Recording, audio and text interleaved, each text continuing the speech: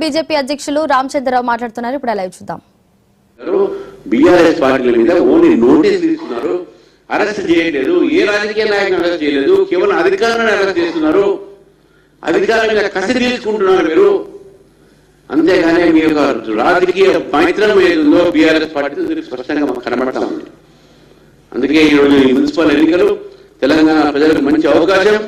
ఈ రెండు పార్టీలు కూడా బుద్ధి చెప్పి భారతీయ జనతా పార్టీని మంచి ఒక మెజారిటీతో మీకు గెలిపించేస్తుందిగా మీ ద్వారా తెలంగాణ ప్రజలకు కోరుతాము. ధన్యవాదాలు. ఇప్పుడు అంటున్నాం సుభాష్ గారు, ఇవన్నీ బయటపడతాయని చెప్పి అమెరికాలో పోయి దాక్కున్నాడు. ఇప్పుడు ఏం చదువుకున్నా అంటారు అక్కడ ఇంగ్లీష్ లీడర్షిప్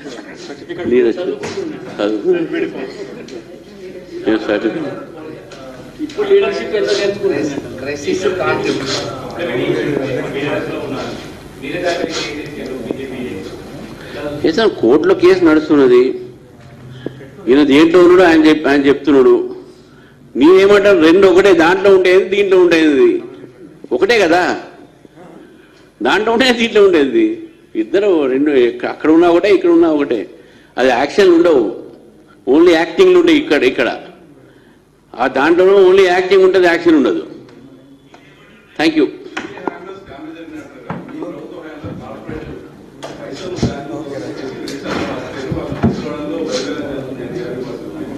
వాళ్ళు అప్పుడే పోయిన యూపీఏ ప్రభుత్వంలోనే వాళ్లకు లోన్లు ఇచ్చారు, యూపీఏ ప్రభుత్వంలోనే స్కామ్లు జరిగినాయి, మా ప్రభుత్వంలో రికవరీ జరిగినాయి. వాళ్ళ ప్రాపర్టీస్ మేము కన్ఫిస్కేట్ చేసినాము, మేము రికవరీ చేసినాము. దాదాపు 4,500 కోట్ల రూపాయల దాకా మేము రికవరీ చూపెట్టినాము. దాంట్లో వాళ్ళు చేసిన తప్పిదానికి మేము రికవరీ చూపెట్టినాము. అని మీరేం చేశారు?